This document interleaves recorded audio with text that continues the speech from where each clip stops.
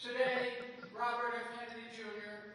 begins his determined stand, as must we all, if we care to make a difference.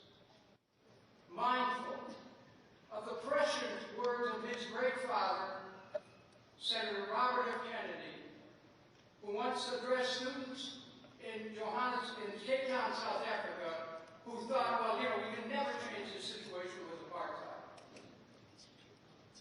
And Robert F. Kennedy told them something that really is important to all Americans, because it speaks to the ability of each one of us in this audience and watching from across this country and abroad, the ability of each one of us to make a difference.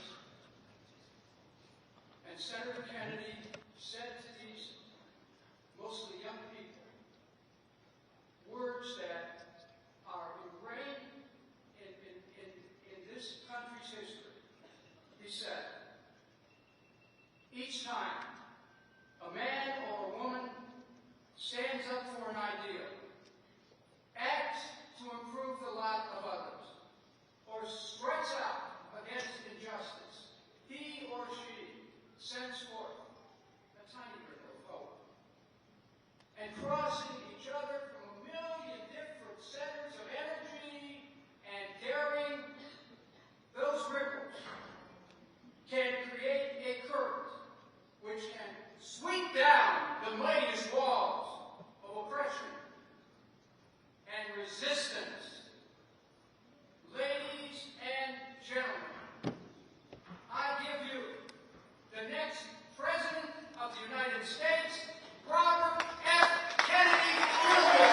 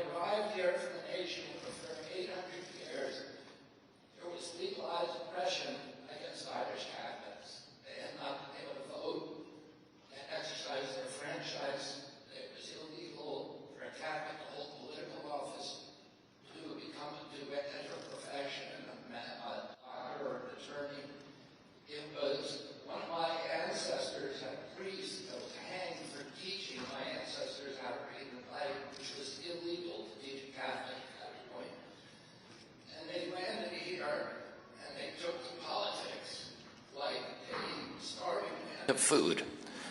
And my grandfather, my great-grandfather, Honey Fitz, was the first ghetto Irish mayor of Boston. His daughter, Rose Fitzgerald Kennedy, was my grandmother. And she loved this country because she understood that this country, for the first time, had given her people the capacity and the opportunity to participate in their own political destiny. And she made her children take the Freedom Walk here in Boston. She took them to Walden Pond on weekends. She took them to Breeds Hill and Bunker Hill and the other major battles of the Revolution. She wanted them to know their history and to love their country. She made all of us, all 29 of her grandchildren, memorize Longfellow's poem. So listen, my children, and you shall hear of the midnight ride of Paul Revere on the 18th of April in 75. Hardly a man is now alive who remembers that fateful day and year.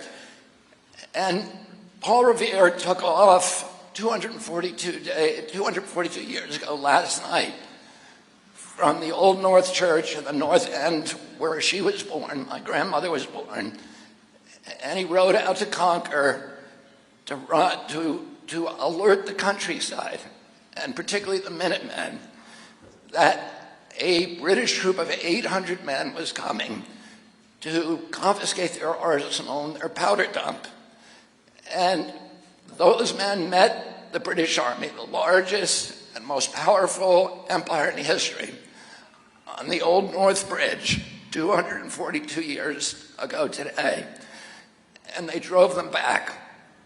And they chased them in retreat through Concord, through Lexington, through Lincoln, through Arlington, into Cambridge, inflicting terrible casualties.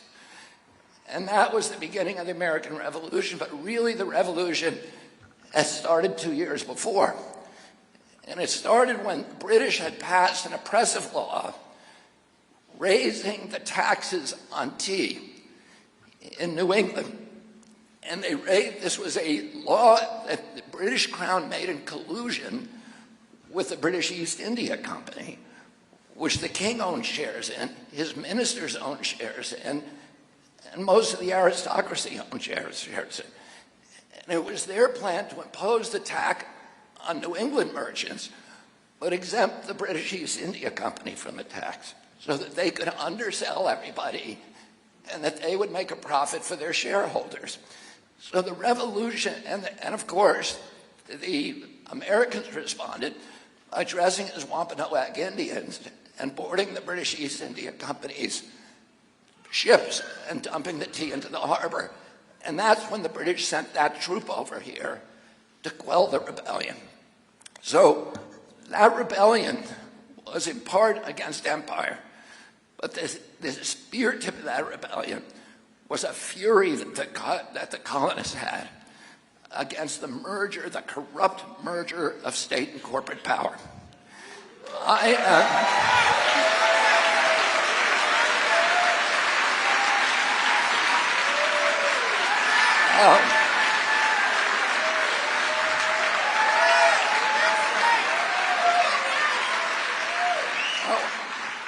I've come here today to announce my candidacy for the Democratic nomination for President of the United States.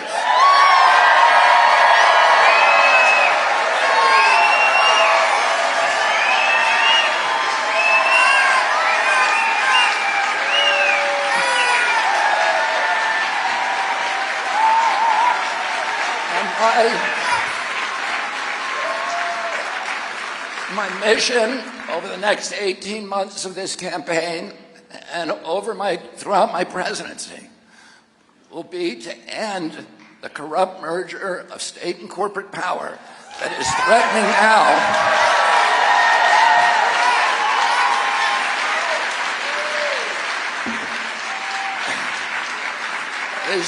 now to impose a new kind of corporate feudalism on our country, to commoditize our children, our Purple Mountain's majesty, to poison our children and our people with chemicals and pharmaceutical drugs, to strip mine our assets, to hollow out the middle class, and keep us in a constant state of war.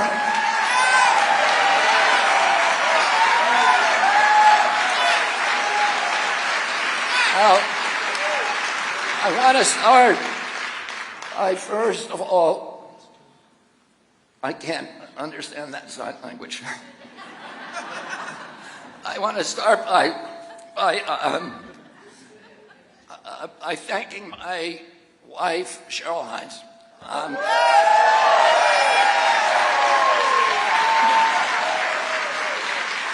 I would not be here without Cheryl.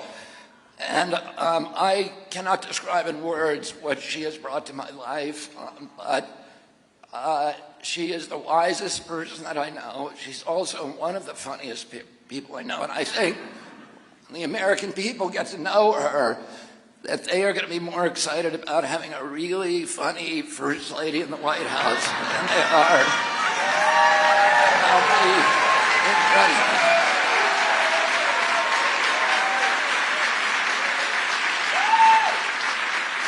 I also want to thank all my family members who showed up today. My children, Bobby, Kik, Amaryllis, Connor, Kira, Finbar, Aiden.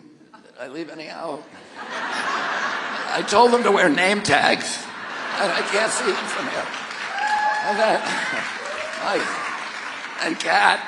my cat. So that's my grandchildren, Zoe and Cassius and Bobcat, my brother Douglas, my sister Courtney, my nephews Bo and Billy Birdsall and Riley and George and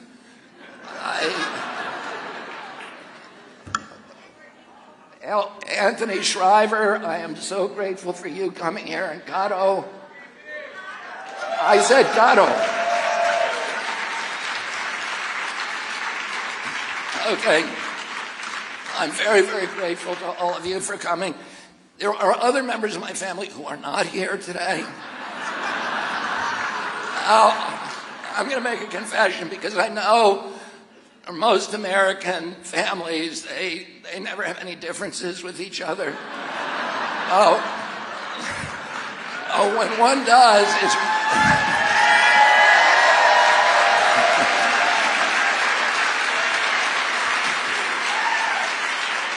So when that happens in a family, it's really huge news, like everywhere. And I want to just say this. I'm very grateful that many of the families who disagree with what I'm doing today, many of the family members have taken the time to write me beautiful letters of love this week, to send me emails, to make telephone calls to me. And I bear no ill will or any kind of disappointment to any of them. They have different views of the politics in this country. My whole family, including myself, have long personal relationships with President Biden. Many of my family members are working in the administration. Many of them also just plain disagree with me on issues like censorship, on war, on public health, and they are entitled to their beliefs, and I respect their opinions on them, and I love them back. And my hope...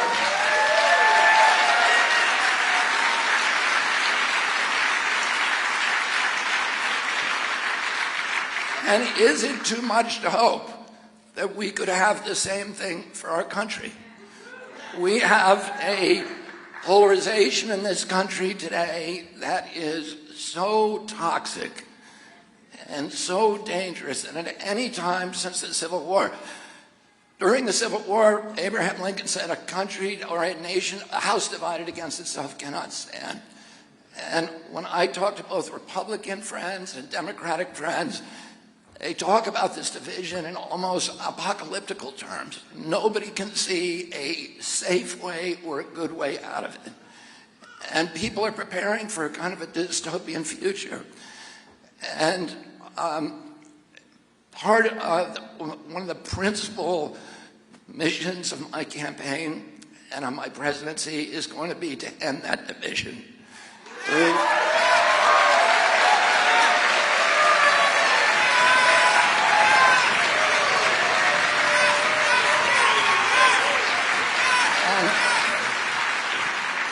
And I'm going to try to do that by encouraging people to talk about the values that we have in common rather than the issues that keep us apart. And also, and this I think is the most important thing, I'm going to do that by telling the truth to the American people.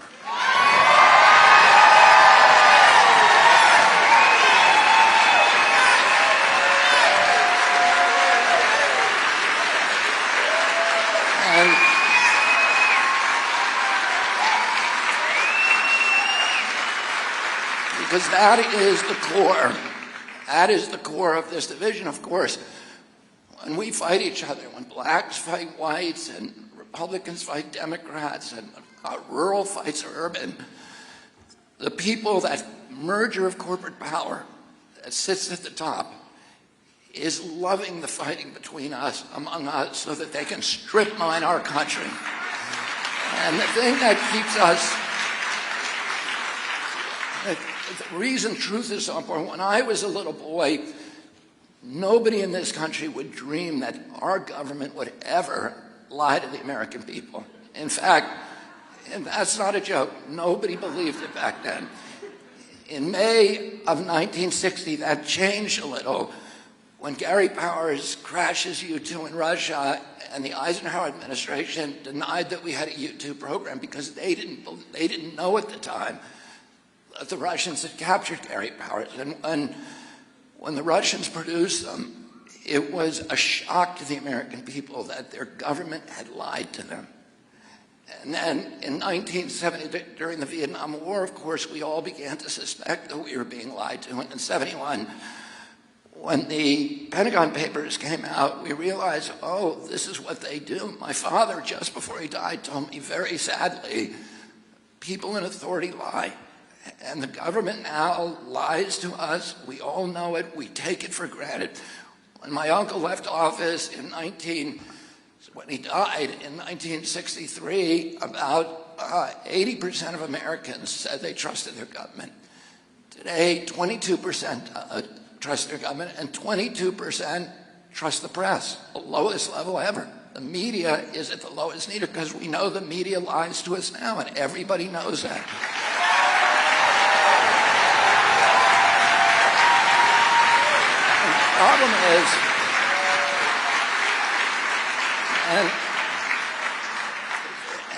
And the problem is that when there's sources of information that we're always used to and that we need to rely on in a democracy, when they start lying to us, Americans look for other sources because they know they're being lied to, and they look for other sources of the truth. And when the media and the corporate captive media and the corporate captive government sees other sources of truth, they have to brand those misinformation because they threaten their paradigm. They threaten that orthodoxy. And of course, there is a lot of genuine misinformation, but as we know, a lot of the misinformation is just statements that depart from government orthodoxy, so they have to either censor us or they have to lie about what's true and what's not true. And that amplifies the polarization. It amplifies the hatred, the fear, the insecurity, because you know you're being lied to and then you're being silenced. The censorship doesn't work from any point of view, and it's very, very dangerous. My father, 55 years ago last month, I sat as a 14-year-old boy behind my father as he announced in the Senate caucus room in Washington, D.C., his campaign for presidency of the United States. And my father at that time was in many ways, the same position that I'm in today. He was running against a president of his own party. He was running against a war.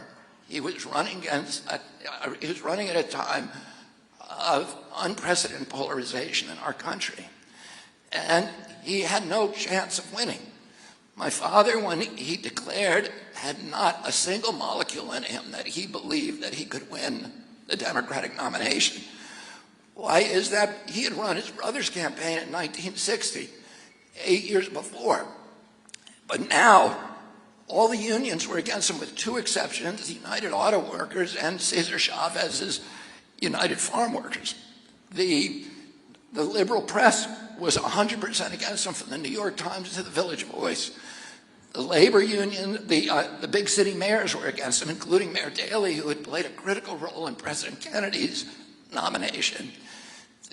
All of the people in the New Frontier, who were his closest friends, were now working for the Johnson White House, so they were against him.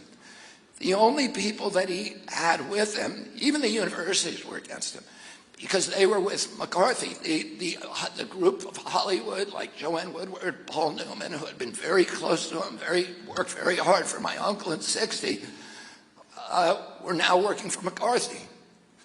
And my father in the universities, my father used to say that that McCarthy had all the A students and he had the B and C students.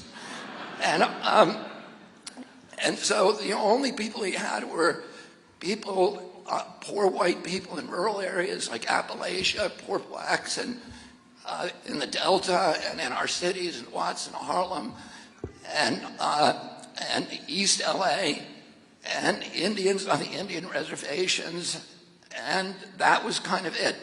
But that hopelessness in his campaign freed him to tell the truth to the American people. So when he went to Indiana University and the medical students said to him, "Who's going to pay for your health care program?" He said, "You are." And when he went to Creighton University it was a Catholic university in Omaha, and they asked him whether he would support their deferments, he said no. The deferments were the reason most of them were in college, because that was the only way you could get out of Vietnam. And he said no, and they booed him. And he said, "Do you think it's fair that 45% of paratroopers in Vietnam are black? Do you think it's fair that we are sending black children to fight this war because they can't get their kids into college?"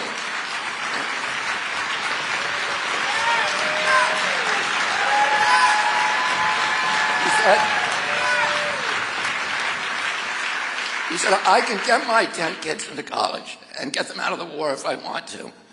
But do you think that that is consistent with your Catholic values at this university?" And when he ended, they gave him a standing ovation. When he went to Watts and he talked about the importance to the black community of abiding with the law, they applauded him. When he went to the University of Alabama, which he had forcibly integrated by federalizing the National Guard with the United States troops 5 years before, he talked to them about the enduring importance of civil rights. They applauded him. When he went to the University of Kansas and gave a speech to 20,000 people, the kids in the auditorium, who were all corn-fed, Midwestern, pro-military, pro-Vietnam, and he talked to them for an hour about his evolution on the progression of the Vietnam War. And at the end of that, the applause was so thunderous that Jack Newfield, who was one of the reporters who was with him that time, said it felt like the roof was coming off of the auditorium. The students rushed the stage. They were throwing chairs. They just wanted to hear the truth. That's it. And the day he died, he won the California primary, the most urban state in this country, and the same day the South Dakota primary, the most rural. He had succeeded in uniting America and building that bridge just by telling people the truth.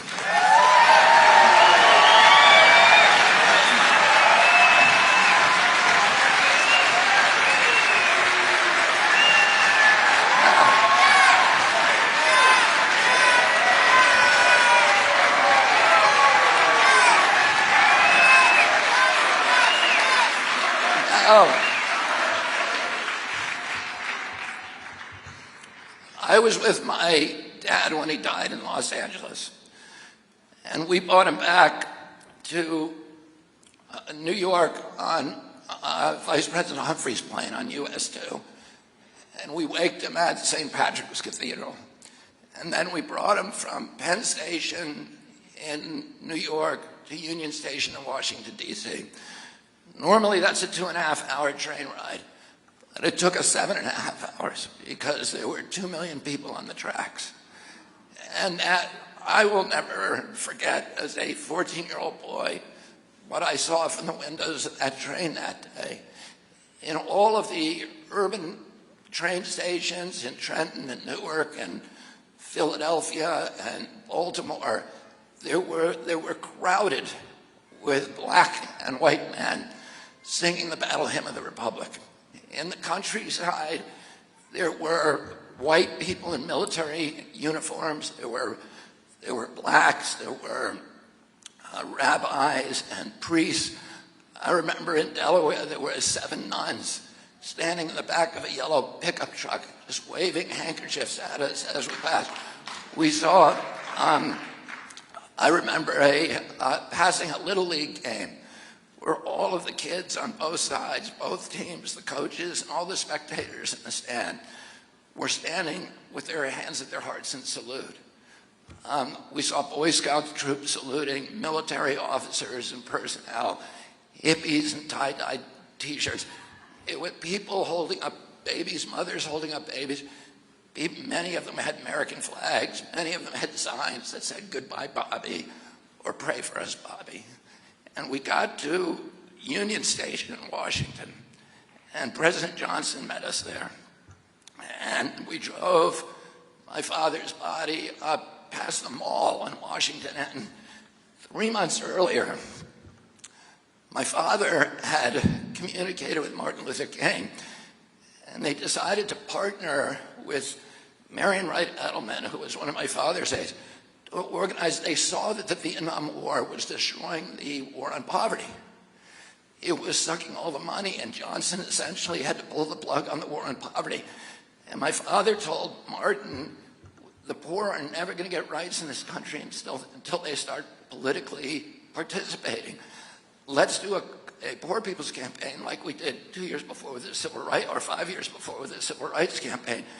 Bring them all to Washington. So all of these men, thousands of men, were encamped in plastic shanties on the mall. And we drove up past them. Martin had died, a month or a month and a half earlier. Now my father was dead. And we drove up past them. They all came to the sidewalk, and they held their hats against their chests in a salute and bowed their heads as we took my father up the hill across the bridge to Arlington to bury him under a simple stone next to his brother. And 4 years later, I was studying here at college, American history, and I came across demographic data that showed that most of those white people who had lined that train track and who had supported my father in the primary in 1968, 4 years later in 1972, they voted not for George McGovern, who was very closely aligned with my dad, but instead for George Wallace, who was an ardent segregationist, who was antithetical to everything my father believed in. And it occurred to me then, and it struck me many times since, that every nation, like every individual, has a darker side and a lighter side, and that the easiest thing for a politician to do is to appeal to our anger and our bigotry and our hatred and our greed and all the lower angels, the darker angels of our character.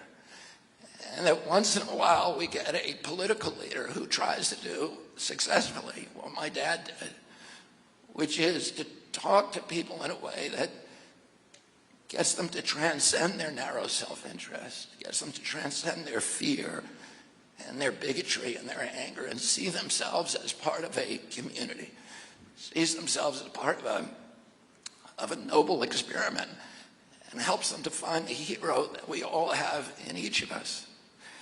And my father tried to persuade people that we have to avoid the seduction of the notion that we can advance ourselves as a people by leaving our poor brothers and sisters behind, or that the only way we can get security is to get rid of our constitutional rights. And he tried to remind Americans that we each need to be a hero, and he succeeded in doing that. And his trail, unfortunately, was cut short. I'm going to tell you a little bit about my career and what brought me here. I started out, as Dennis mentioned, I spent 35 years as an environmental advocate. And at the beginning of my environmental career, end of 1983, the beginning of 1984, a man who was a mentor of mine offered me a job doing high-level environmental policy in Washington or New York, or another job that was kind of doing large purchases of conservation land. And I didn't want to do that kind of environmentalism. I wanted to be in the trenches, working with people, and engaged in hand-to-hand combat against the big polluters. And I wanted to particularly work with people who were most harmed by environmental injury, but also were alienated or marginalized from the mainstream environmental community. My first case as an environmental lawyer was representing the NAACP in a lawsuit against Austin, New York, for trying to put a waste transfer station in the oldest black neighborhood in the Hudson Valley. And I found out during that lawsuit that 4 out of every 5 toxic waste dumps in our country is in a black neighborhood. The largest toxic waste dump in this country is Emile, Alabama, which is 85% black. The highest concentration of toxic waste dumps in this country is the south side of Chicago. The most contaminated zip code in California is East LA. And black youth, probably the largest at that time problem with black youth, was that 48% of them had dangerous levels of lead in their blood. And that lead dramatically reduces IQ and also causes severe behavioral problems.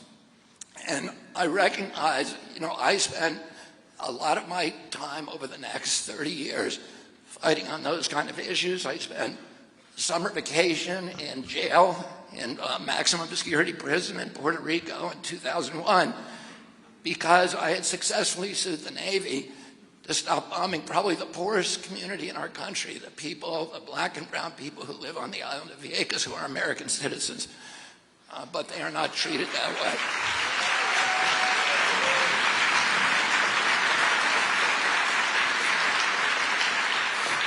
But the other group that I spent the rest of my time with, and the majority of my time, I wanted to work with rural Americans and working class Americans, and particularly hunters and fishermen, the hook and bullet people, who cared deeply as much as any other American about the environment, and yet they felt completely alienated from the mainstream environmental community. So I spent my career working for a blue-collar coalition of commercial and recreational fishermen who mobilized on the Hudson River in 1966 to reclaim the river from its polluters. We have on the Hudson River the oldest commercial fishery in North America. It's 350 years old. Many of the people I represent come from families that have been fishing the river continuously since Dutch colonial times. It's a traditional gear fishery. They use the same fishing methods that were taught by the Algonquin Indians to the original Dutch settlers of New Amsterdam and then passed down through the generations. One of the enclaves of the commercial fishery on the Hudson is a little village called Crotonville, New York. It's 30 miles north of New York City on the east bank of the river. And the people who lived there in 1966 were not your prototypical, mainstream environmentalists. They were affluent, they were not affluent, they were the opposite of that. They were carpenters, lathers, factory workers, electricians. Half the people in Crotonville made their living, or at least some part of it, fishing or grabbing the Hudson. These were people who had little expectation that they'd ever see Yellowstone or Yosemite or the national parks. They didn't have the money to take their families on those kind of vacations. For them, the environment was their backyard. It was the bathing beaches, the swimming holes, the fishing holes of the Hudson. That was their livelihood. It was their recreation. It was their food. And Richie Garrett, who was the first president of the Riverkeeper of the Fishermen's Association, used to say about the Hudson, it's our Riviera, it's our Monte Carlo. Richie Garrett was a gravedigger from Wassing, New York. He used to tell his new followers, I'll be the last to let you down. In 1966, Penn Central Railroad began vomiting oil from a 4.5-foot pipe in the Croton-Harmon rail yard. And the oil went up the river on the tides, and it blackened the beaches, and it made the shad taste of diesel, so they couldn't be sold in the Fulton Fish Market in New York City. And all of the people in Crotonville came together in the only public building in the town, which was the American Legion Hall. This is a very patriotic community. Crotonville and the neighboring village of Ossining had one of the highest enlistment and mortality rates during World War II, and almost all of the original Riverkeeper board and officers and members were former Marines. They were combat veterans from World War II in Korea. Richie Garrett was a former Marine. These weren't radicals. They weren't militants. They were people whose patriotism was rooted in the bedrock of our country.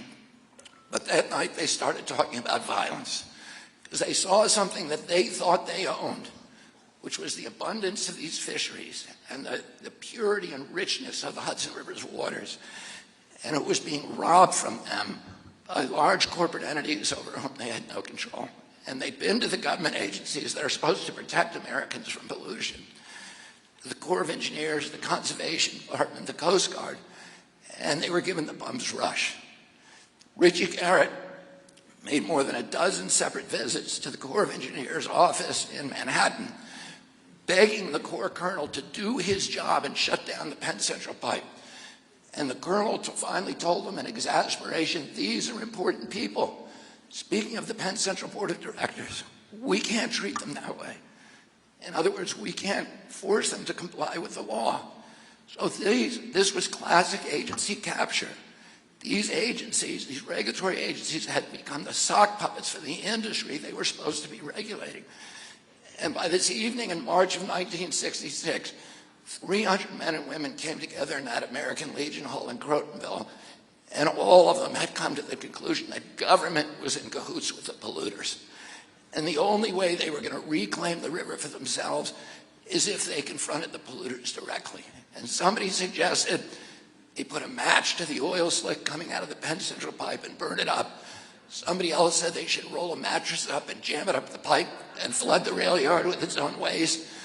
Somebody else said they should float a raft of dynamite into the intake of the Indian Point power plant, which at that time was killing 1 million fish a day on its intake screens and taking food off their family tables. And then a guy stood up named Bob Boyle. He was a first lieutenant combat vet from Korea. He was also by then a world-famous fly fisherman and spin fisherman. He was the outdoor editor of Sports Illustrated for 70 years. 2 years earlier, he'd written an article about angling in the Hudson for Sports Illustrated.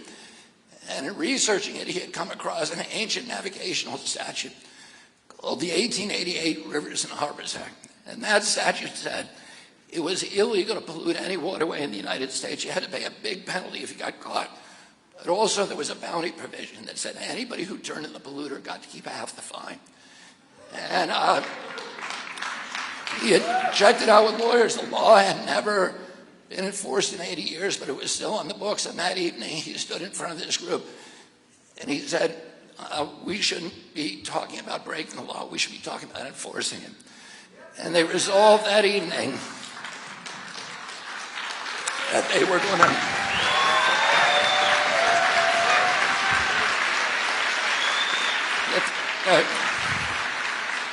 go out and track down and prosecute every polluter in the Hudson. 18 months later, they shut down the Penn Central pipe.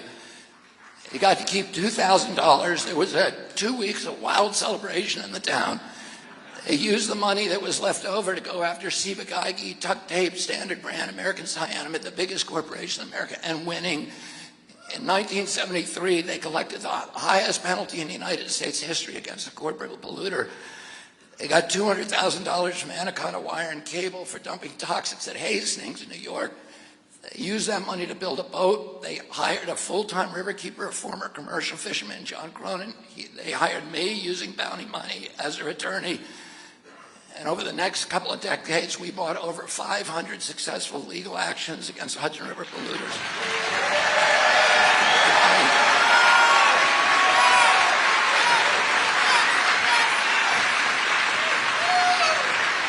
And today, the Hey, the Hudson River is an international model for ecosystem protection. This is a river that caught fire. It was dead for 20-mile stretches north of New York City, south of Albany. It turned colors depending on what color they were painting the GM trucks at Terrytown, the Terrytown GM plant. Today, it's the richest waterway in the North Atlantic. It produces more pounds of fish per acre.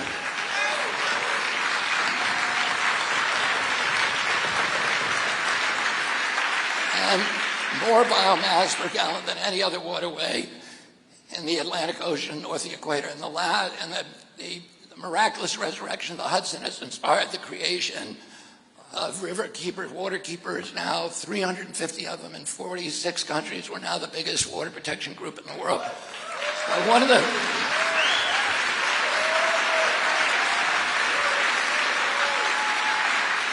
But, the story of the Hudson also has a sad ending because General Electric Company dumped its PCBs into the Hudson to save money at its capacitator plant. And the PCBs, although they've spent $1 billion trying to get them out, there's another $3.5 billion that nobody's ever going to pay. The commercial fish many of the species are too toxic to eat, and the commercial fishery has been almost altogether closed. 2,000 families that I represented, now there's probably 2 left. And those are families that enrich the history, the culture, the palate of New York for 3.5 centuries. And they're gone not because their business plan didn't work, because it did work for 3.5 centuries. The thing that didn't work, free market capitalism worked perfectly for them. What didn't work was corporate crony capitalism, was the General Electric Company had better lobbyists. General Electric did not have a better business plan, it just had better lobbyists, so it was able to escape the discipline of the free market, corrupt public officials, dump its PCBs in the river, put my fishermen out of work, and everybody in the Hudson Valley now has General Electric's PCBs in their flesh and organs. And that's what corporate crony capitalism does. One of the things that I learned from the fishermen is that there's no daylight between good environmental policy and good economic policy. And you'll hear this mantra, this trope from the big polluters and their indentured servants on Capitol Hill and elsewhere, that we have to choose between economic prosperity and environmental protection. And that's a false choice. In 100% of the situation, good environmental policy is identical to good economic policy.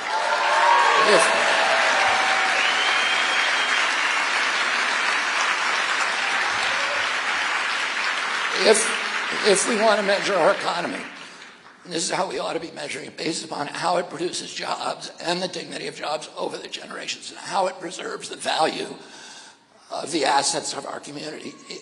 If, on the other hand, we want to do what the big polluters are urging us to do, which is to treat the planet as if it were a business in liquidation, convert our natural resources to cash as quickly as possible, have a few years of pollution-based prosperity, we can generate an instantaneous cash flow and the illusion of a prosperous economy, and we can make a few people billionaires by impoverishing the rest of us. But our children are going to pay for our joyride, and they're going to pay for it with denuded landscapes, poor health, huge cleanup costs that are going to amplify over time and that they'll never be able to pay. Environmental injury is deficit spending. It's a way of loading the cost of our generation's prosperity onto the backs of our children.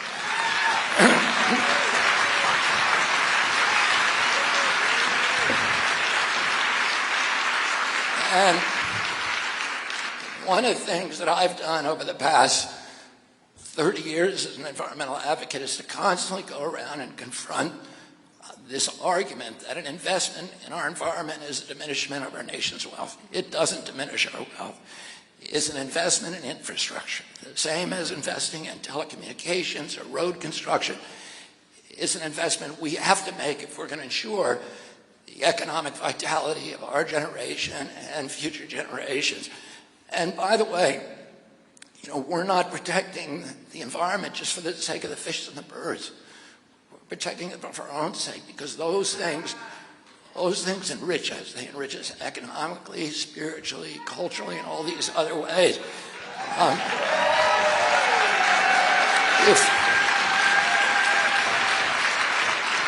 If we want to meet our obligation as a generation, as a civilization, as a nation, which is to create communities for our children that provide them with the same opportunities for dignity and enrichment and prosperity and good health as the communities that our parents gave us, we've got to start by protecting our environmental infrastructure, the air we breathe, the water we drink, the wildlife,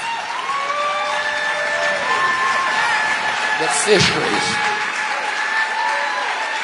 the public lands, those things that are not reducible to private property, but by their nature are the property of all of us, the commons, the commonwealth, the public trust assets, the landscapes, the waterways that connect us to the 10,000 generations of human beings that lived before there were laptops, and that ultimately connect us to God. And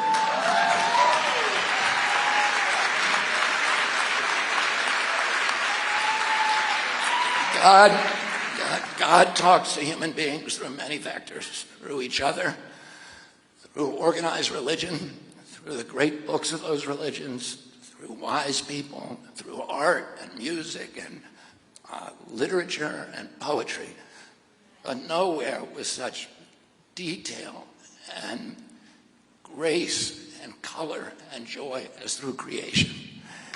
And when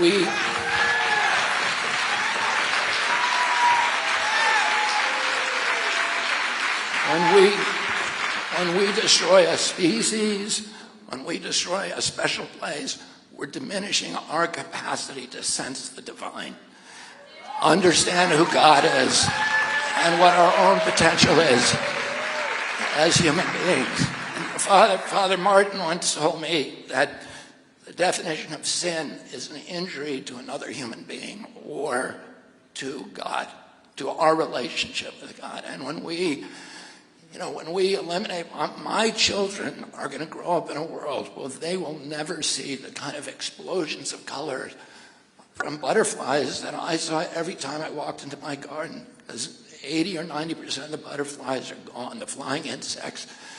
They'll never hear the songbirds that I heard because 80% of them are gone. They'll never see the amphibians, the puddles that I saw as a boy, bubbling like cauldrons with tadpoles from salamanders and frogs. They're not going to see that in their lifetime. They're unaware of it.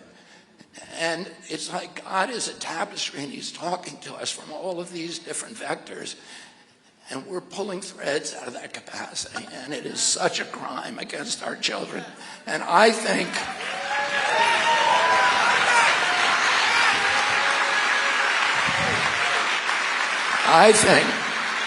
we deserve a president in this country who cares about these things and who talks about these things to the American people.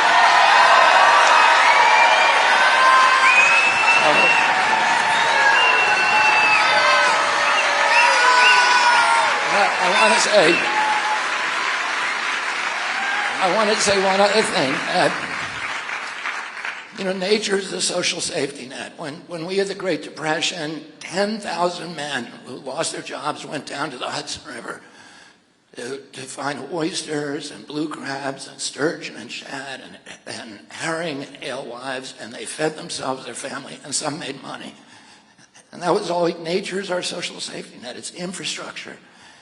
They can't do that if there's another depression. We're relying on the government to give us money, but that's not reliable. Nature was always reliable. If you live in a sweltering home in New York, you have no access to beaches, you can jump on the train and go right up to Croton Point Park and you can bathe in the river and get away from that for a day and experience nature and enrich yourself. You can't do that if the Hudson is polluted. I have a couple of children with asthma. 1 out of every 4 black children now in urban areas has asthma. The asthma events are triggered by bad air days, by ozone and particulates. It's coming mainly from coal-burning power plants. So those plants, General Electric Company privatized the fish in the Hudson River. They privatized the river to make profits for themselves through corruption. Those coal generators are privatizing the air in my children's lungs. And we have to understand that it is an act of theft. Pollution is a subsidy, and it's an act of theft. I want to move on to another issue that nobody's going to really want to talk about, but I need to.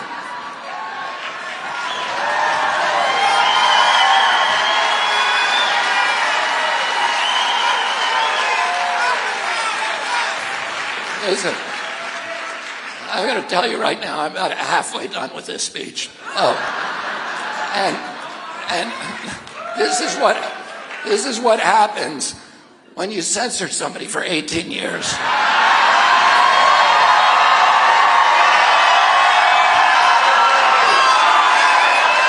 I got a lot to talk about. They shouldn't have shut me up that long. Because now I'm going to really let loose on them for the next 18 months. They're going to hear a lot from me.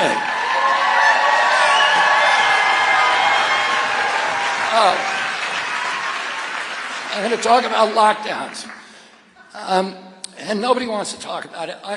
But we need to understand, I grew up at a time, most of my life was at a time that economists call the Great Prosperity. It's when the American middle class between 1945 and 75 grew to be the biggest economic engine on the face of the globe. I mean, we were the economy in the globe. We made everything, and everybody looked to us, not only for goods, but for moral leadership. And we became the most powerful country in the world, unrivaled. And it was because, and we had a stable democracy with institutions that people trusted, a press that told us the truth, and the destruction that, everybody knows it's an economic and political economic rule. You cannot have democracy in a society where there is high concentrations of wealth and widespread poverty. You need a middle class, or you don't get democracy. And that is a law. That is a law. You cannot do it. You cannot do it unless you have a big middle class, and we had that. But since the early 1980s, there's been a systematic attack on our middle class, and the coup de grace was the lockdown. The lockdown was the biggest shift in wealth in human history, and I'm going to tell you about that in a second. And I blame President Trump for the lockdown. Now, a lot of people say, and President Trump gets blamed for a lot of things that he didn't do, and he gets blamed for some things that he did do. But the worst thing that he did to this country, to our civil rights, to our economy, to the middle class in this country, was the lockdown. Now, President Trump, in fairness, let me just make this point, will tell people, well, the lockdown wasn't my idea. It was my bureaucrats rolled me on it. I was saying we shouldn't do it. But that's not a good enough excuse. He was the President of the United States. And as Harry Truman said, the buck stops here.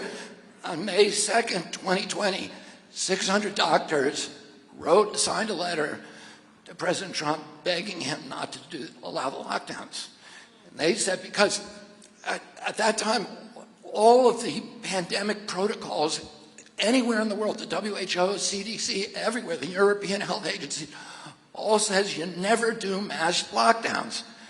It causes much worse havoc and deaths and injuries than if you do the standard protocol, which is you lock down the sick, you protect the vulnerable, and you let everybody else go back to work. Otherwise, you are going to wreak havoc. And of course,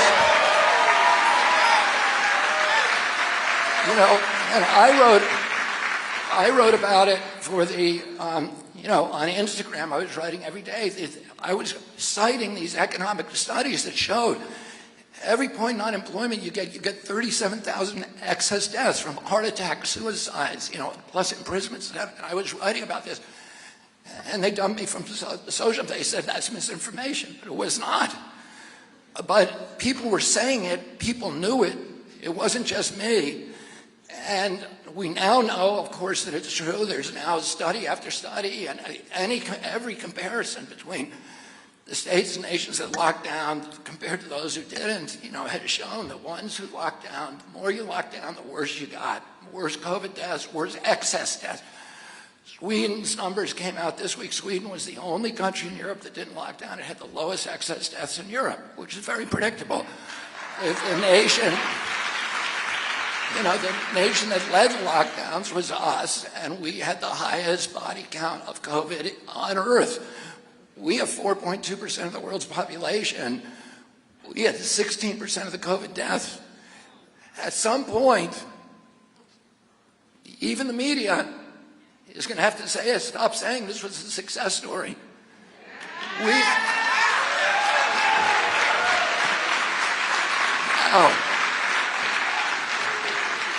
But the health issues were almost dwarfed by the economic cataclysm that befell our country. The IMF and a Harvard study by Larry Summers says the cost of the lockdown to the United States was $16 trillion. $16 trillion for nothing. $16 trillion.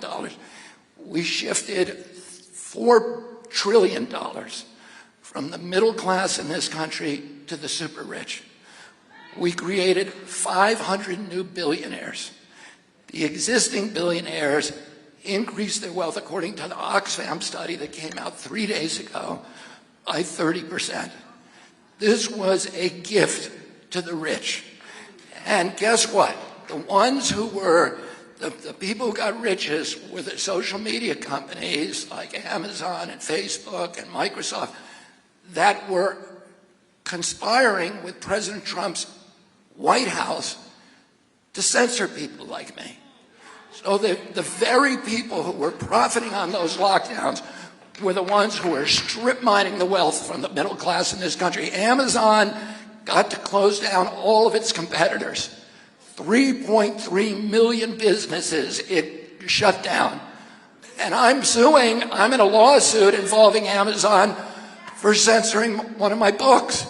So they were censoring people who criticized the lockdowns while they were raking in the money from the lockdowns. And unfortunately,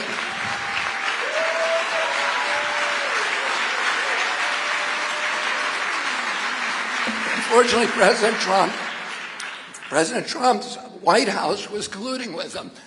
41% of black businesses shut down, most of them permanently. I want to introduce you to somebody. This is Anthony Caldwell. Can you stand, Anthony? And Yvette, and just wave to people.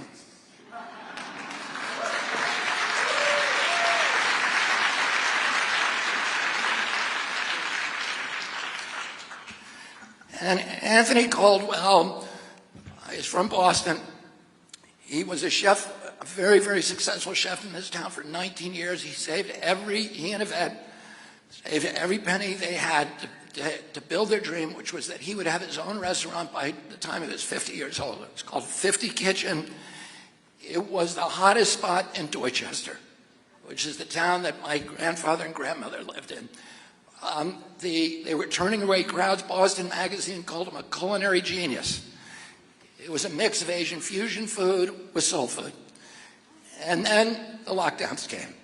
And Anthony told me the customers were gone. He was looking out the window, staring out all day with the chairs stacked in his dining room, and no customers. The federal government gave him $17,000. But they told him he had to spend it all within 8 weeks, or he had to pay it back. And he said to me, "How do I spend $17,000 with no customers?" And he had to let go 7 of his servers finally. He kept it open for a year without paying himself. And then he closed it down and went bankrupt. And he owes $250,000. And that story can be told thousands upon thousands upon thousands of times in black communities all over this country.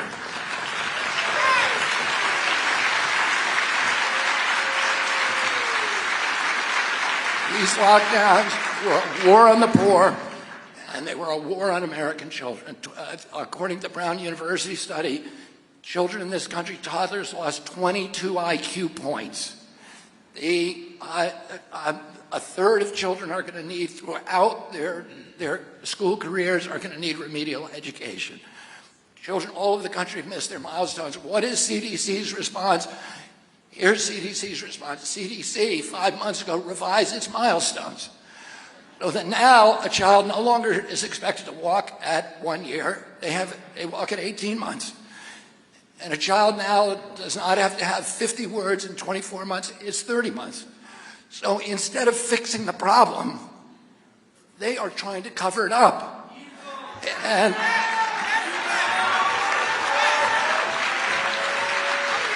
if the only indicia of social decline that it actually improved was that during the pandemic, child abuse dropped. It was just an artifact of data gathering. Why? Because child abuse is reported by the schools. And the schools were closed.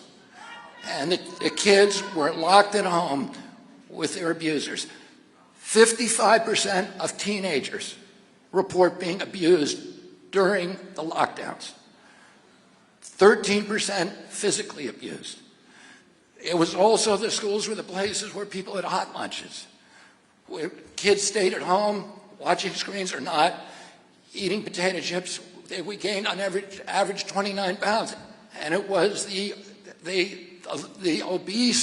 obesity killed you from COVID. We weren't made, this is the inverse of what you want to do if you want to say. These public health authorities went to every black neighborhood, locked down the basketball courts, so people couldn't exercise. They had to get out of the sunlight. If they couldn't lock down the courts, they removed the basketball hoops. This was, and all of us suffered from it. All the communities, but the black communities, the minority communities suffered the worst. 25% of teenagers reported going hungry. 20% tried to commit suicide or had suicidal ideation. 9% tried to commit suicide. Suicide is now the largest cause of death among black children. Oh, these are just some of the horrifying data, and I could go on and on, but I'm not going to. I want to talk about another issue, which is the close down of our rights. Not only did we start censoring people at the very, very beginning, and Hamilton, Madison, Adams said we put freedom of expression in the First Amendment because all the other all the other rights depend on that. If you give a government license to silence its critics, it now has license for any atrocity. So as soon as they knew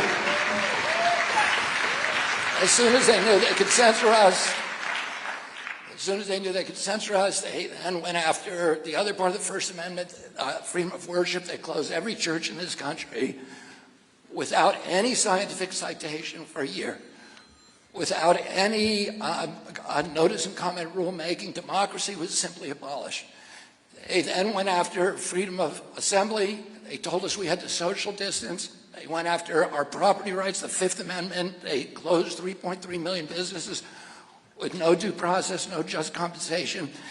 They got rid of Seventh Amendment jury trials. They said if you're involved with a countermeasure, no matter how egregious the injury you caused, no matter how negligent you were, no matter how reckless, you cannot be sued. And here's what the Seventh Amendment says. It says no American shall be deprived the right of a trial before a jury of his peers in case there are controversies exceeding $25. Well, it does. There's no pandemic exception. And by the way, the framers knew all about pandemics because there were two epidemics during the Revolutionary War. One, there was an epidemic, a malaria epidemic in Virginia that decimated General Washington's troops. There was a smallpox epidemic that disabled the armies of New England at the very moment they conquered Quebec, and they had to withdraw. Otherwise, today, Canada would be part of the United States. And by the way, we've had epidemic, but between the end of the revolution and the ratification of the Constitution in 9 years, there were epidemics in every city that killed tens of thousands of people: cholera epidemics, smallpox epidemics in Philadelphia, New York, Boston, etc., malaria epidemics. They knew all about them, but they didn't put that in the Constitution. The Constitution was built for hard times.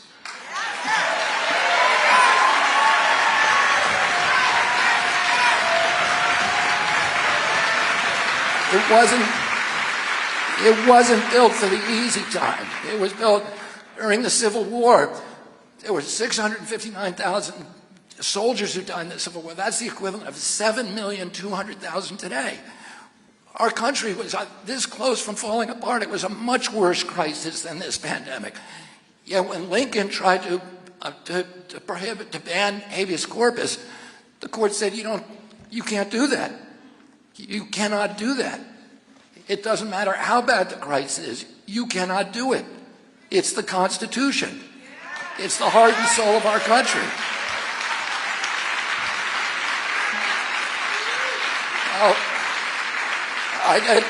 President Trump said, well, these bureaucrats came at him from every side, and they were all telling him he had to do it. He had the right instincts. He knew that he shouldn't have closed down the country, but he did it. He got rolled by his bureaucracy. And I'm going to tell you a quick story.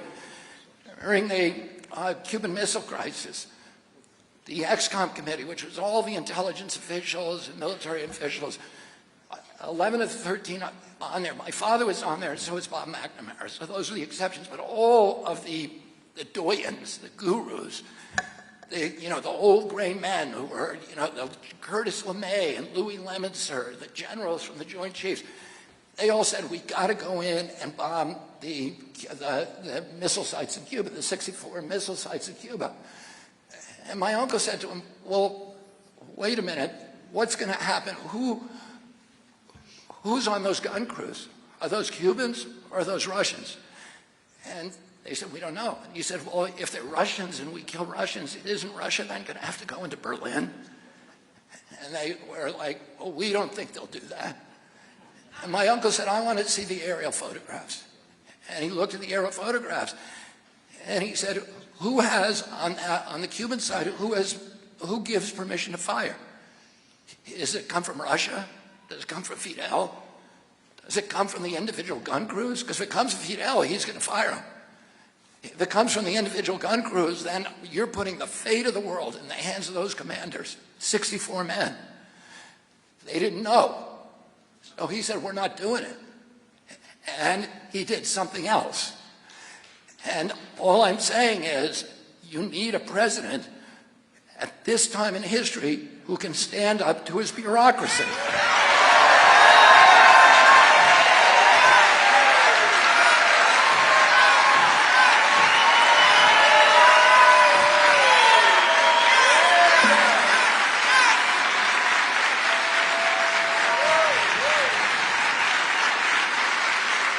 Because the bureaucrats, the bureaucracies are owned by the industries. I'm talking about, NIH and EPA and CDC and FDA and DOT. A train wreck would not have happened in East Palestine except we have a captive agency at DOT. Our food is terrible because the food companies and the pesticide companies own USDA. We're in constant wars because the military-industrial complex, the big contractors, own CIA. Now, I want to make this clear. I do not believe that everybody at CIA is a bad person. My daughter-in-law, Amaryllis, who is one of the top officers on this campaign, spent her entire career as a clandestine agent or the CIA as a spy in the weapons of mass destruction program in some of the most dangerous parts of the earth. And I have never met anybody with such courage. And that's how most of the 22,000 people at CIA are. They're people who are patriots, they're people who are good public servants, and they're people of enormous courage and idealism. And that's the same with most of our agencies. The problem is the people who end up rising in those agencies generally are people who are in the tank with industry. And that's how they get corrupted. You know, one of the things that I can do, I think, better than any other political candidate is I know how to fix them because I've spent so much time litigating and studying these agencies. Now, I want to talk about one last subject. But let me do two little subjects here.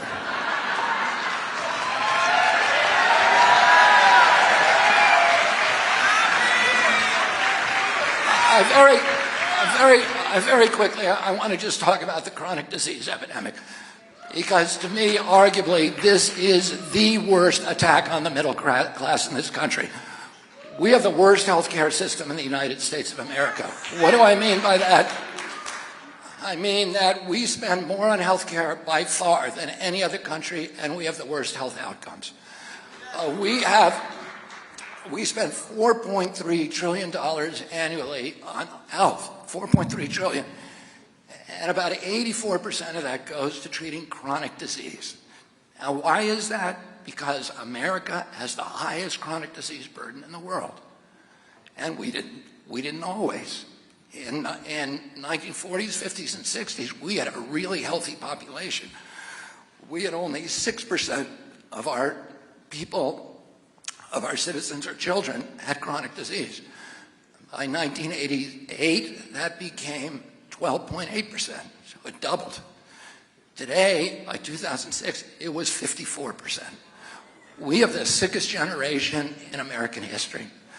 We have the sickest children on earth in this country. And by chronic disease, what do I mean? I mean obesity, but more importantly, neurological diseases, neurodevelopmental, ADD, ADHD, speech delay, language delay, tics, Tourette's syndrome, ASD, and autism.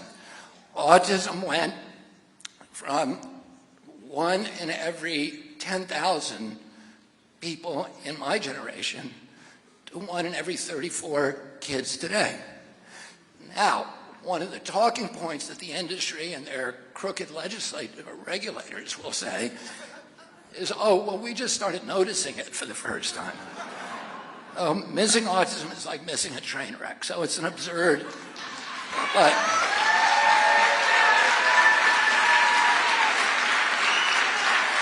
more importantly, there is study after study after study that shows that this epidemic is real.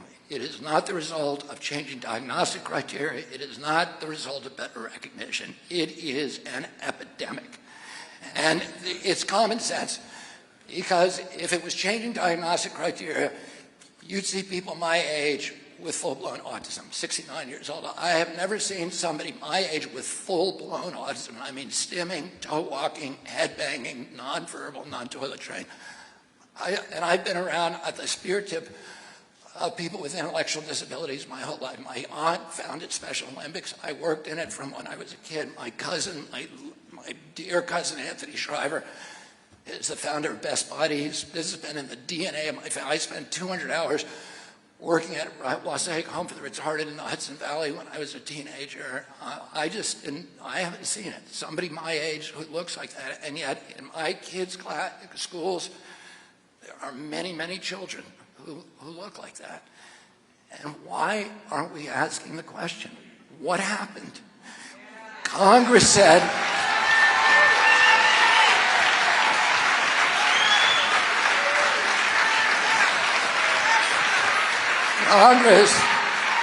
and by the way, there's a report that came out a couple of weeks ago that shows that the cost of autism alone to the American economy will be, just of caring for people as this group now ages, it will be $1 trillion a year by 2040. Oh, the Congress said to EPA, tell us what year the autism epidemic began. And EPA is a captive agency, but it's captive by the oil, coal, and pesticide industry, not by pharma. So it actually came out with an honest study. And EPA said it's a red line 1989. Oh, something happened in 1989, and we know that it is an environmental insult, because genes don't cause epidemics. And the only thing is, we just have to figure out what it is. There's a limited number of culprits of chemical toxins that became ubiquitous around 1989.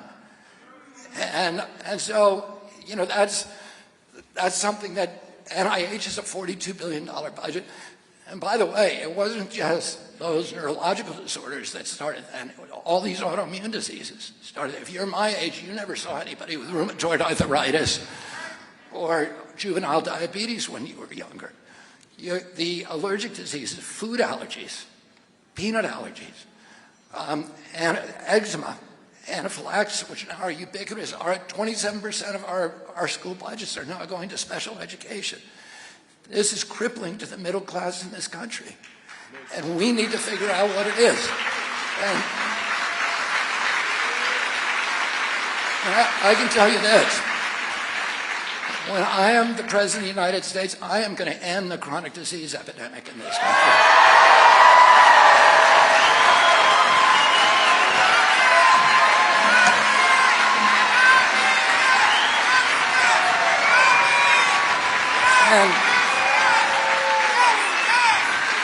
And if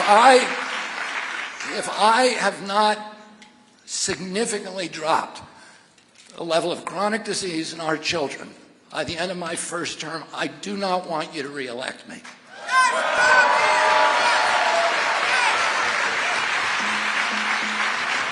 Now, all right, I'm going to talk about one last subject, and but it's a big one, so settle down. I want to talk about the war in Ukraine. And we need to have a national conversation about this war. We need to have a mature conversation that allows for nuance and that allows for complexity, and we need to do it respectfully. We can't be telling one side that they're Nazis and the other side that they love Putin. Everybody in this country loves our country. And we have to respect differences of opinion, and we have to respect the people's capacity to ask questions. And you know, some of the issues that we need to talk about is, number one, is this war in the U.S. national interest? We just need to isolate that question. Is it in the U.S. national interest? And there are, you know, some of the leading pangerums of most respected people of our national diplomats, let's say Henry Kissinger, Jack Matlock, Larry Wilkinson, who's Colin Powell's chief of staff.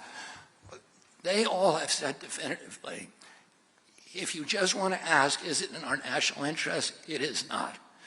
It is not in America's national interest to push Russia closer to China. That is a cataclysm. Number two, it's not in our national interest to do something that could involve us in a nuclear exchange with a country that has more nuclear weapons than us.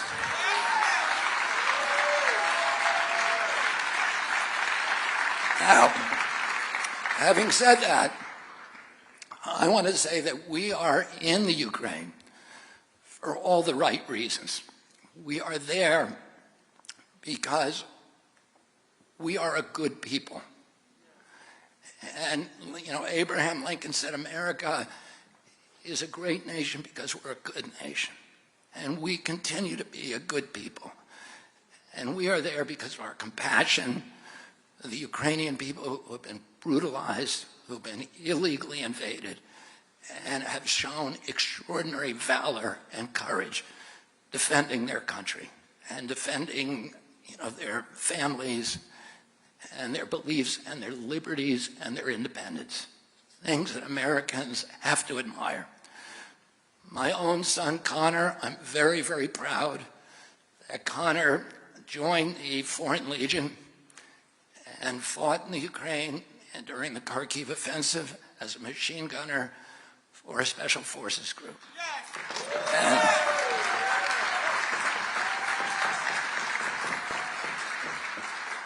But I think that we need to know as Americans, and we have a right to know, what is our government's chief objective in this war. Now, we were told initially that the objective was humanitarian. And that is a good reason to be there, a humanitarian. And what that means is trying to end the bloodshed and minimize it as much as possible. But in recent times, President Biden said that one of our objectives, at least, is regime change of Vladimir Putin. And this is the same strategy that did not work well for us in Iraq. And it's many of the same people who are around the neocons, who are around President Biden, who have been talking about that for a long time and have been engaged in geopolitical machinations in the Ukraine since 2014. And then President Biden's Secretary of Defense, Lloyd Austin, validated President Biden's statement by saying that our objective in the Ukraine is to exhaust and degrade the Russian army so they're incapable of having battles anywhere else in the world. Now, and indeed,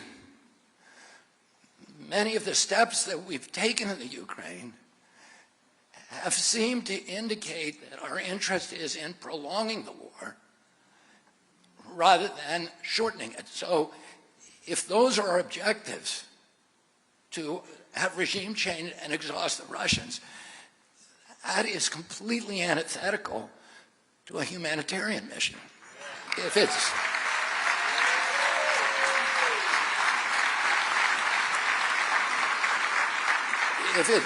If we're there for a humanitarian mission, it means to reduce bloodshed and bring an end to the war quickly.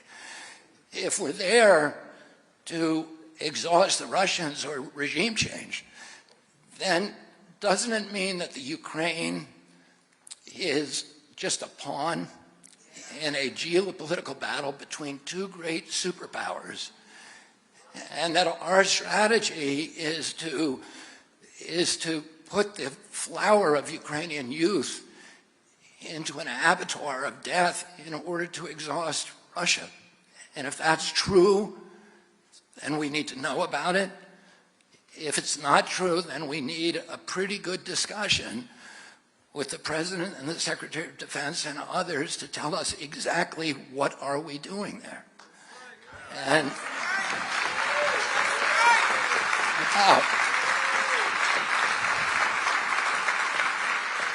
I want to talk just a little about some of the causes of the war. We've now committed $113 billion to the Ukraine. For reference, the entire budget of EPA is $12 billion. The budget of CDC is $11 billion. We have 57% of Americans. We have a crisis here. We have a war on the poor. 57% of Americans cannot put their hand on $1,000 if they have an emergency. 1/4 of Americans go to bed hungry. We have 1.5 million veterans who are living below the poverty line. We have 33,000 veterans who are homeless.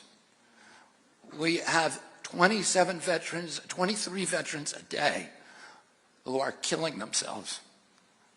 The war on the poor is a blood war. I want to introduce you to a friend of mine, an old friend, Keith Amato. Can you stand?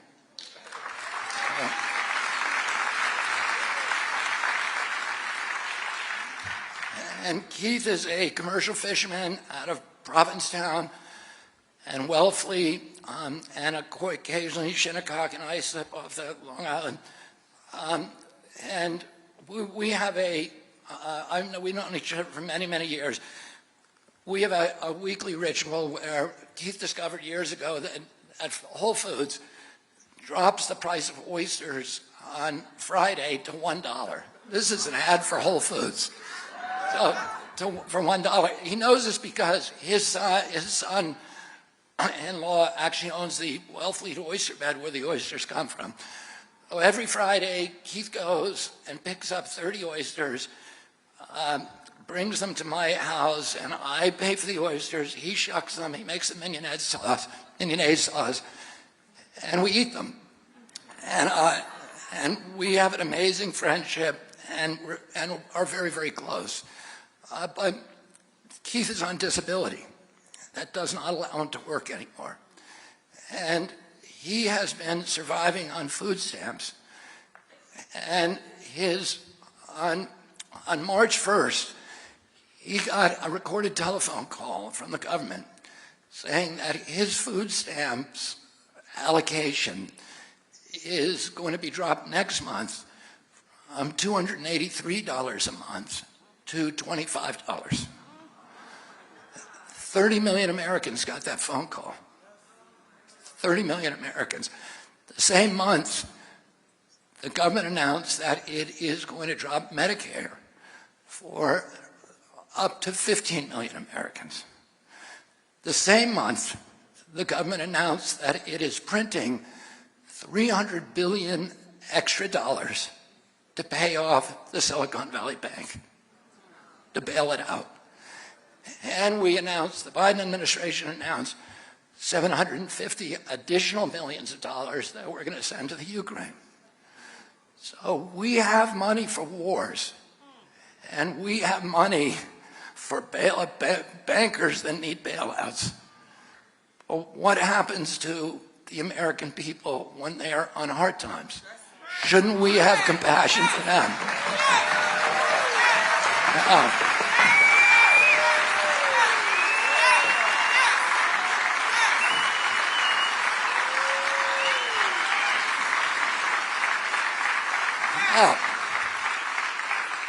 Okay, so let's look at some math. We're borrowing $6 billion a day, our government, to pay off the interest on our debt. $6 billion, we're borrowing it mainly from the Chinese and Japanese in order to pay for the wars and the bailouts and the lockdowns. Now, the wars in Iraq and its aftermath cost us $8 trillion. $8 trillion.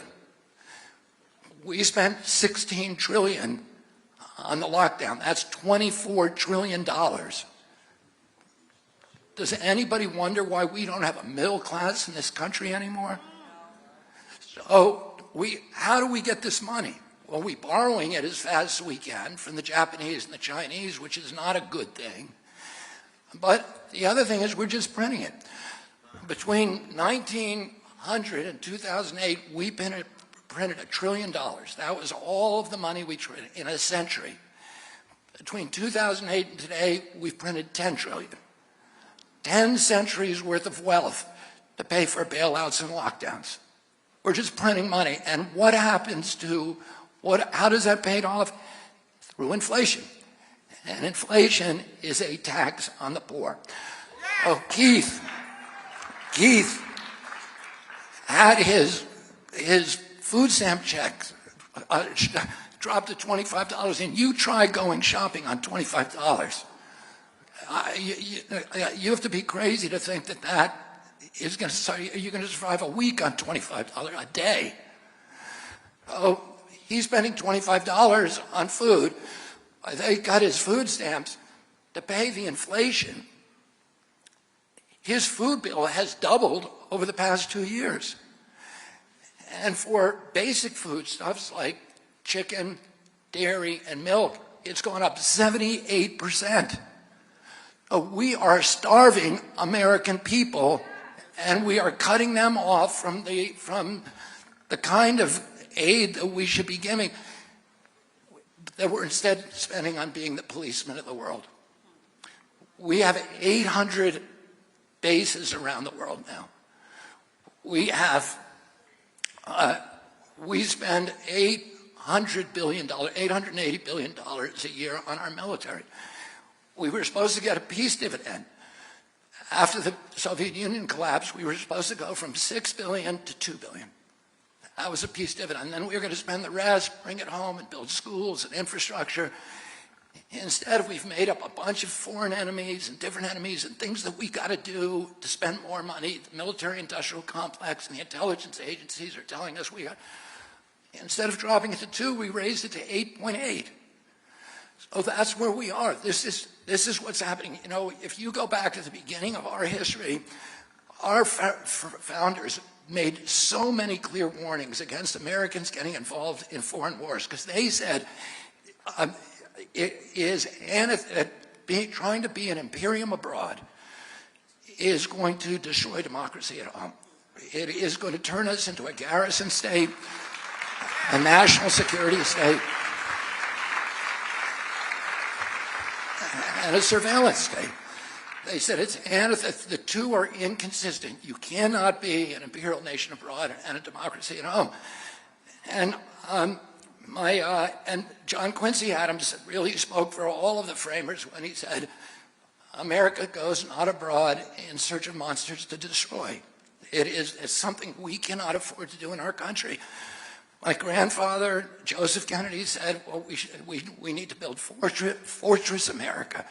We need to arm ourselves to the teeth at home and make ourselves too expensive to conquer, and then build our economy, because the economy is the source of strength, not bullets and weapons. It's having a strong economy, a strong middle class. Dwight Eisenhower warned against the military-industrial complex and that it would destroy democracy. My father died in his campaign against the Vietnam War.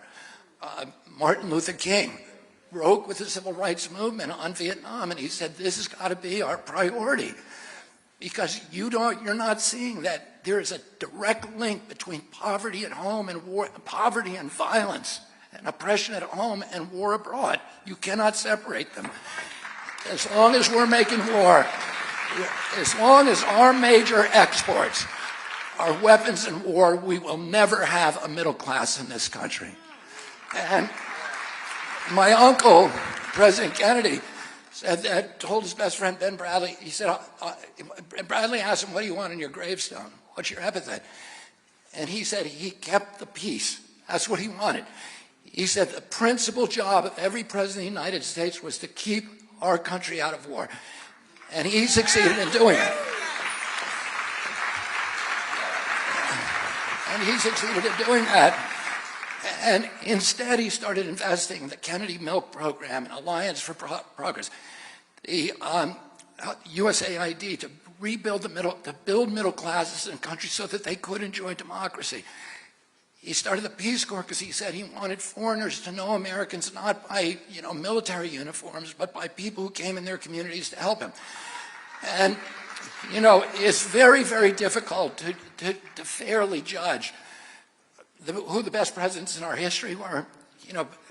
Historians take polls of each other, take polls of the public to try to figure out who's the best. But there is one objective metric, and that is, at least for foreign policy, which president has the most statues to him abroad, most universities named after him, the most hospitals named after him, the most roads and boulevards and avenue, and nobody comes close to John F. Kennedy. Oh, and that is if people love our country, that's good for our economy and it's good for our security. And that's what we had with my uncle. We had a president who made us love. My uncle used to say that he used to love the fact that there were Africans who were naming their children Washington and Jefferson and Lincoln, but they weren't naming them Marx and Lenin. He used to say that. I think probably the proudest thing, if he could know of all the memorials to him, the one he'd be proudest of is the tens of thousands of African children. I've met many of them in my lifetime, and Latin American children and Asian and Mideastern children who are named Kennedy. And I'm going to tell you this. President Bush, my uncle came into office 2 months later. He was fighting his intelligence apparatus and his military because they wanted to invade. They wanted to do the Bay of Pigs. He was totally against it, and he let them roll over him. And in the middle of the Bay of Pigs, he realized they were lying to him, and he realized the function of the intelligence agencies had become to provide the military-industrial complex with a constant pipeline of war. And he came out during the middle of the night during the Bay of Pigs catastrophe, and he said, I want to take the CIA. Alan Dulles had lied to him, Charles Cabell, Richard Bissell, Louis Lemitzer, Curtis LeMay had all lied to him through their teeth. And he said, I want to take the CIA and shatter it into 1,000 pieces and scatter it to the winds.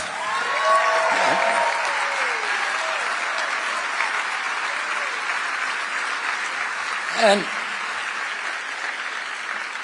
you know, George W. Bush had the same problem. George W. Bush says the worst mistake he made as president was listening to CIA Director George Tenet tell him it was a slam dunk that Saddam Hussein had weapons of mass destruction. And so the neocons and CIA got to go into Iraq and throw out and do regime change.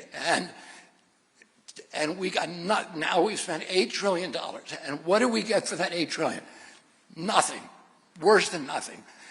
Iraq is now much worse off than it was when we went in there. We killed more Iraqis than Saddam Hussein ever did. We may have killed 1 million Iraqis, and nobody knows the number. It is an incoherent country today with where Shia death squads are fighting with Sunni death squads on the street. The government is corrupt. The police are corrupt. We created ISIS. We drove 2 million refugees up into Europe.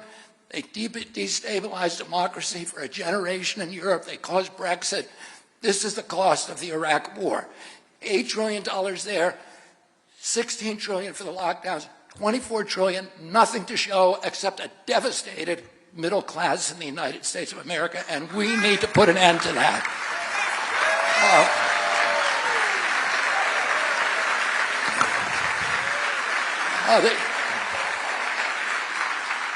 You know, our strategy in this country has been to use military weapons to project power, to military force to project power around the world. And that's how, you know, our strategy to control the world. The Chinese did something different. They adopted my uncle's philosophy and strategy, which is while we were spending $8 trillion bombing bridges, ports, roads, and hospitals, they were spending $8 trillion building bridges, roads, ports, and hospitals.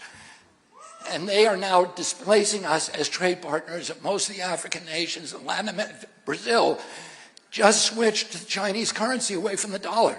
Saudi Arabia just switched away from the dollar. So these are...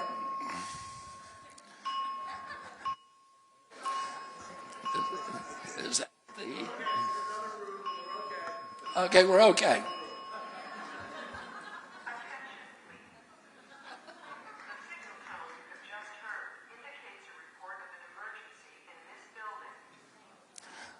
I'm being told by Gavin DeBecker that there is no emergency that affects us.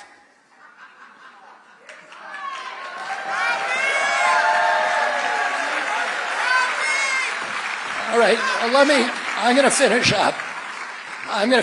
I promise. I'm going to shut up in a minute.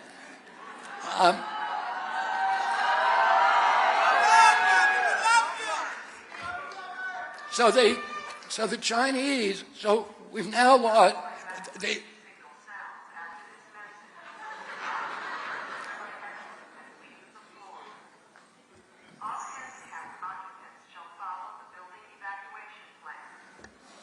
who,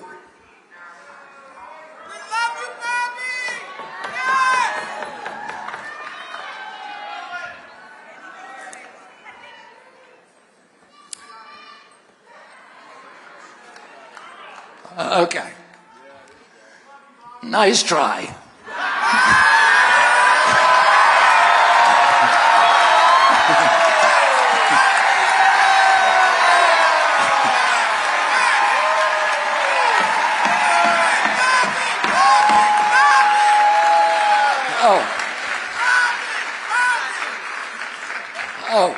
The Chinese, by being nice guys, have earned goodwill in these countries. Now, Brazil and Pakistan are now switching to Chinese currency away from the dollar. You know what that's going to cost our country? If we no longer have the dominating, the universal currency, $750 billion a year. That's one of these costs of these continual wars that we have to examine. And so Saudi Arabia had last month signed a peace deal with Iran, which is great. But Saudi Arabia was our biggest investment. They are our #1 ally. The whole key to U.S. strategy was called the Shia Crescent. Saudi Arabia would be the keystone, and then we'd have Abu Dhabi and Qatar and Oman and the Emirates and Lebanon all the way up to Syria on both sides, creating a bulwark against, and Iraq, of course, creating a bulwark against Iranian expansion, which was our key objective in the Mideast. Well, guess what? The Chinese just brokered a peace deal between Iran and Saudi Arabia. Our entire policy has collapsed. We no longer have a coherent foreign policy. And Iraq, I mean, Mohammed bin Salman said not only this, 2 weeks ago, he lowered oil production during a U.S. recession. It was like a slap in the United States' face. And then he said it out loud 3 days ago. We don't care what the United States thinks anymore. So we've put trillions and trillions of dollars into those nations. With this strategy, the entire American empire just folded. Iraq, which we went to war of, is now a proxy state of Iran. Our entire strategy in the Mideast has utterly collapsed, and our economy is going to follow if we don't do something fast. And I'm going to bring the troops home, and I am going to start, I'm going to close the bases, and I'm going to start investing in the United States middle class in our country, and I'm going to make us an exemplary democracy again. And I want to say one final thing, which is, and I'm going to put my cards on the table. I'm not an ideal presidential candidate for normal times. I'm not one of these people who've spent their life saying, I got to be really careful because one day I'm going to be in the White House.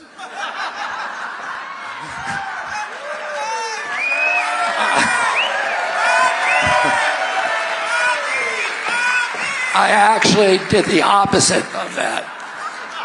And I have led a very, very high-risk life and a lot of fun, but it wasn't careful. And I mean, even the issues that I've attached myself to, anybody who looks at those issues will not say, oh, this guy is just trying to get into the White House. I was trying to get myself out of all my friendships and my political party and everything else. I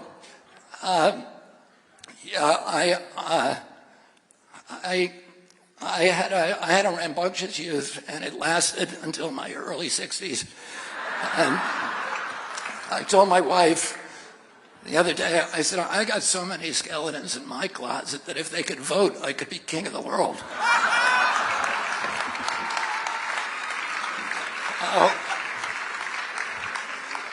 In normal circumstances, I would not do this. But these are not normal circumstances. I'm watching my country being stolen from me. And I owe it to my children, to my family, and my legacy. I don't want, the Democratic Party to be the party of fear and pharma and war and censorship.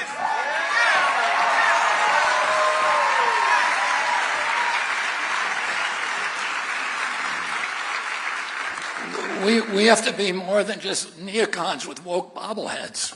We need to stand up to corporations. We need to stand against war. We need to put our children first. We need to stop listening to the large corporations. In many ways, and that's what a Kennedy Democrat is. We need to bring this party back to the party of FDR, of JFK, of RFK, of Martin Luther King, and those values.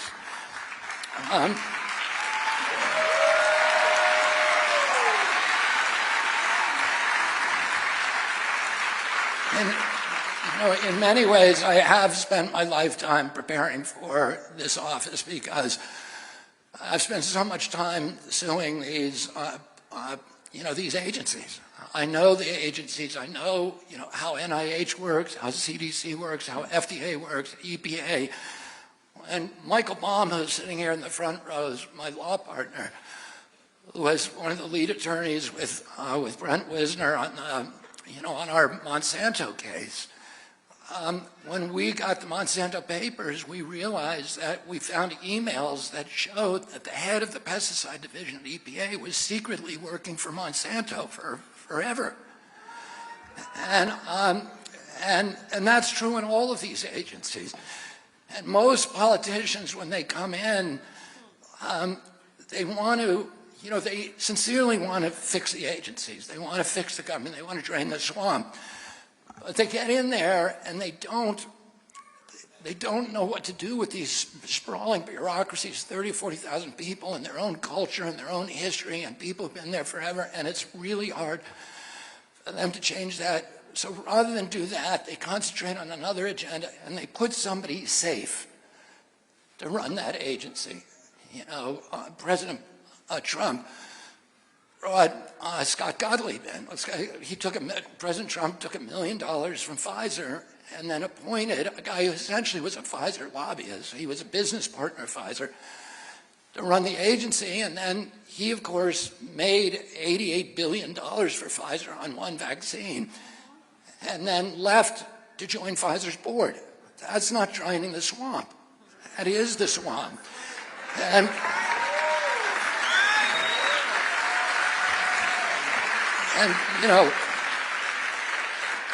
President Biden is the same thing. I know Pete Buttigieg. I like Pete Buttigieg. He's a friend of my family's. My son campaigned for him, was part of his campaign last time around. So, and I like him, but I know I can tell you with an almost certainty that he did not go to DOT saying, God darn it, I'm going to fix the railroads and I'm going to end the corruption. Most of these people go in because they're safe and they're going to be good on the talk shows on Sunday morning, but they don't really want to go in and they don't know how to go in and really make big changes in those agencies that can make waves and maybe cause problems with the president. So they get somebody safe. Ralph Reed used to describe those people. He said they were people who get the joke. And I get the joke, but I don't think it's funny. And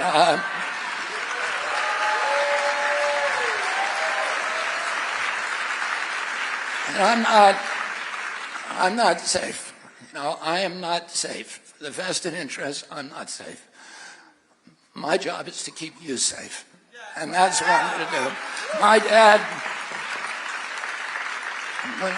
whenever we traveled, my father would take us to the Indian reservations, wherever we landed. We go, whether we were in Utah or New Mexico, go to Standing Rock or the Navajo reservation, or we go in upstate New York to the Mohawk reservation, all around the country. He would always, when we got to the airport, he would want to go there. And he'd take us there. He loved going to Appalachia. His favorite place in the world was Bedford-Stuyvesant, one of the poorest neighborhoods in Brooklyn. I was on the Bedford-Stuyvesant Restoration on the board for 20 years.